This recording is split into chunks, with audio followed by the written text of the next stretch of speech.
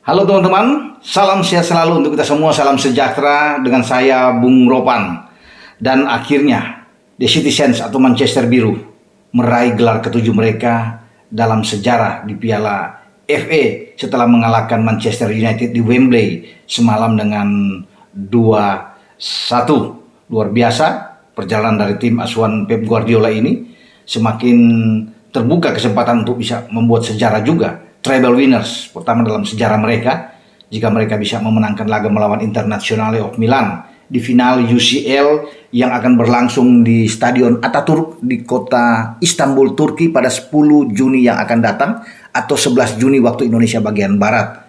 Dengan kemenangan melawan United, ini pasti Pep berbunga-bunga karena harapannya sekarang sudah ada di depan mata. Tinggal bagaimana mereka bisa mengamankan laga final. Tidak mudah, misi ini cukup berat karena Italia pasti dengan wakil Inter Milan akan berusaha untuk juga bisa mengalahkan Manchester City.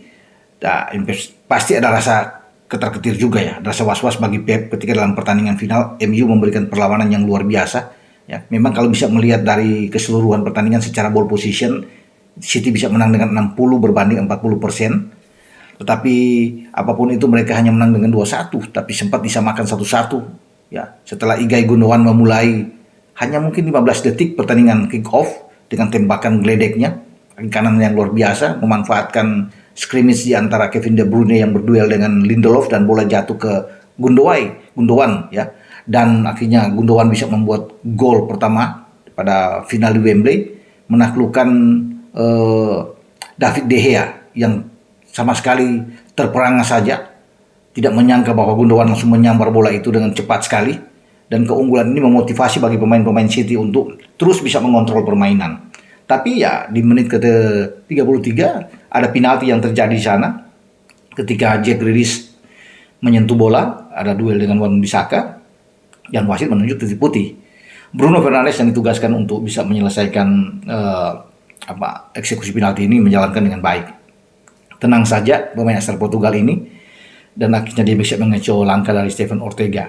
Pep memainkan Ortega lebih dulu, bukan Ederson Moraes yang duduk di bangku cadangan. Ini luar biasa kepercayaan diri yang diberikan Pep terhadap seorang Steven Ortega, dan Ortega oke lah mampu mengawal gawang dari City sehingga mereka tidak kalah dalam pertandingan ini. Tapi setelah Bruno Fernandes bisa menyamakan kedudukan, saya pikir ini pertandingan akan berlangsung dengan alot. Namun kalau bisa dilihat ya di sini, Ilkay Gundogan memang layak untuk bisa menjadi man of the match. Tampil sangat baik, makanya dia tidak diganti sepanjang pertandingan. Dan dia menentukan langkah atau kemenangan dari City dengan gol dari sebuah set piece di babak kedua.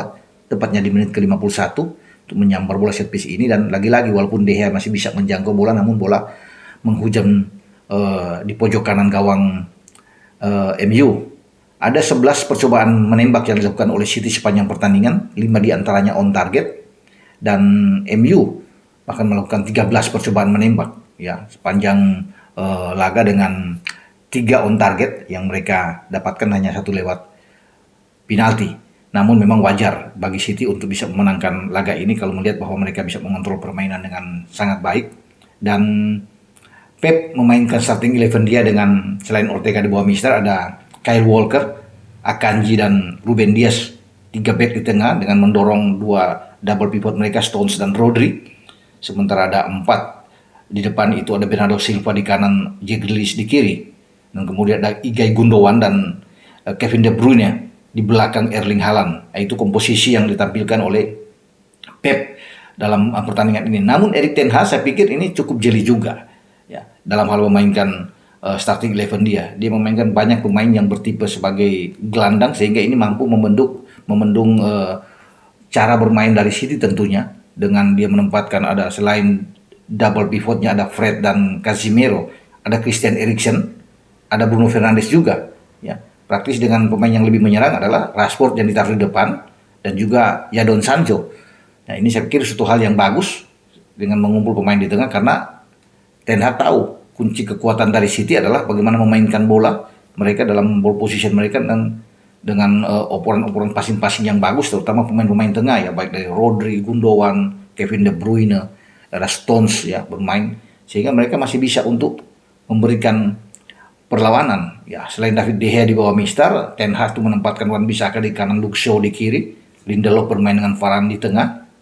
Dan ini saya pikir oke lah ya, sebelum mereka akhirnya sempat dikejutkan dengan gol pertama dari Gundogan itu, namun perlahan tapi pasti mereka coba untuk bisa keluar dari tekanan City. Dan ketika mereka bisa menyamakan kedudukan lewat gol Bruno, kan ini kan rame.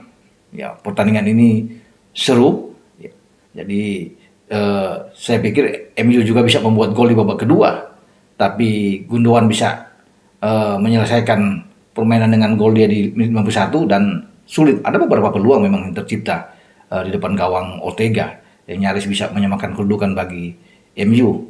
Namun pada akhirnya City yang menjadi juara, dan mereka layak bisa mengangkat trofi, memenangkan Piala FA ini setelah mereka memulai itu pada tahun 1903-1904 dengan mengalahkan Bolton Wanderers di final Piala FA pertama kali itu dengan 1-0.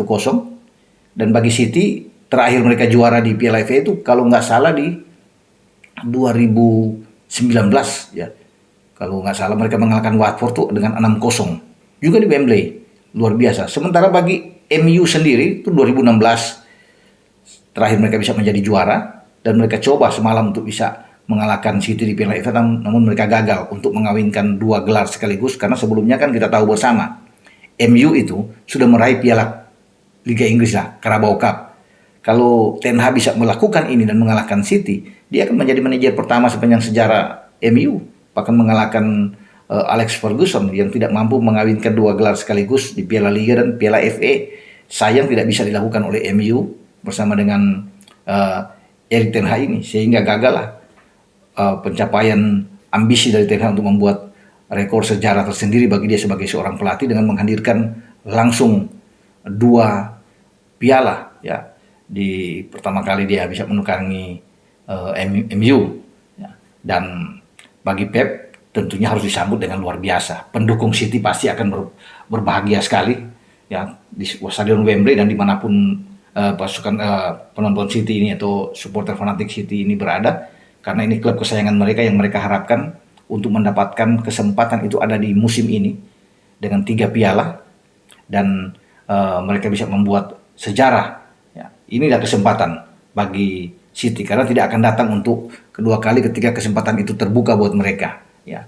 Jangan sampai lagi di UCL mereka gagal, mengulangi pada 2021 ketika mereka kalah melawan tim Inggris lainnya, Chelsea, di final. Dan saya rasa kemenangan melawan MU ini akan lebih memotivasi pemain-pemain City untuk bisa berbuat yang terbaik di saat mereka tampil di Atatürk Stadion atau di Istanbul menghadapi Inter Milan. Namun tentunya tidak boleh percaya diri berlebihan ya ketika menghadapi Inter, karena ini akan berbahaya, menjadi bumerang bagi City.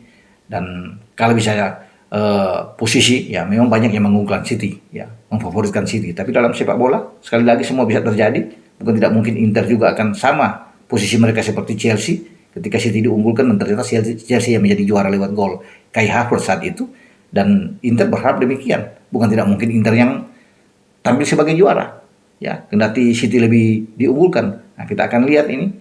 Dan kalau juga bisa merunut dari apa yang dilakukan oleh Pep di Wembley semalam, ini luar biasa ya. Ketika mereka sudah mengamankan 2-1, Pep itu tidak memasukkan Mahrez untuk menambah daya serang di lini serang mereka, atau ada Julian Alvarez di bench, tapi ada pemain-pemain bertahan yang dimasukkan dengan catatan untuk bisa mengamankan 2-1 ini.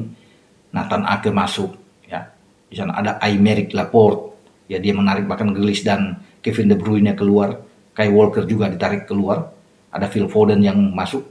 Artinya bagi Pep ini dia harus bisa menjaga keseimbangan permainan di sini, dengan lebih bertahan tentunya bisa mengontrol di lini belakang, mengamankan di lini belakang, dan ini yang menyulitkan bagi pemain-pemain United yang merasa frustrasi karena setiap serangan mereka selalu dimentahkan ya. Dengan masuknya Aymeric Laporte, saya pikir Nathan Ake semakin kuat karena ada Ruben Dias di belakang, ada Akanji juga dibantu dengan Rodri dan Stones yang kita tahu dalam bertahan juga sangat kuat. Dan ini yang menjadi keuntungan tersendiri bagi City yang memiliki pemain-pemain yang baik dalam bertahan dan menyerang. Dan khususnya bagi Gundogan, saya pikir ini pencapaian luar biasa dia dengan 2 gol yang dibuat oleh Gundogan. Ya, mungkin saja dia akan berpisah dengan City. Ya, kita tidak tahu apakah dia masih akan terus bersama dengan City diperpanjang lagi, melihat penampilan dia yang baik sekali, luar biasa pada musim ini, atau dia akan pergi, ya, karena sudah di atas 30 tahun. Ya. Saya dengar Munchen juga mengincar Gundogan, namun semua tergantung dari Pep dan juga manajemen City. Jadi sekali lagi selamat buat Manchester City dengan mereka bisa meraih IPL, bisa meraih Piala FA, dan mereka sekarang mengincar UCL. Kita akan tunggu dan nantikan apakah Manchester Biru ini bisa mewujudkan impian mereka bersama dengan Pep Guardiola, treble winners seperti yang dilakukan oleh Manchester United sebelumnya bersama dengan Sir Alex Ferguson. Dengan saya, Bung Ropan, tetapi sebelum mengakhiri kita lihat dulu selebrasi dari angkat trofi pemain-pemain City ya, tim dia.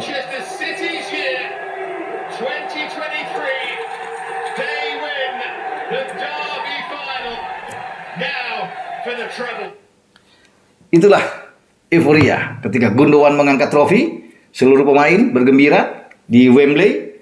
Mereka bisa memenangkan laga 2-1 atas Manchester United, seteru mereka yang sempat mengatakan mereka sebagai tetangga yang berisik. Namun saat ini mereka sudah membuktikan mereka lebih baik ya di era modern ini. Ya, kita bisa tahu dalam bahkan 3 tahun terakhir mereka merajai di IPL, di Liga Inggris dengan membuat hat-trick. Oke, dengan saya Bung Ropan, ciao.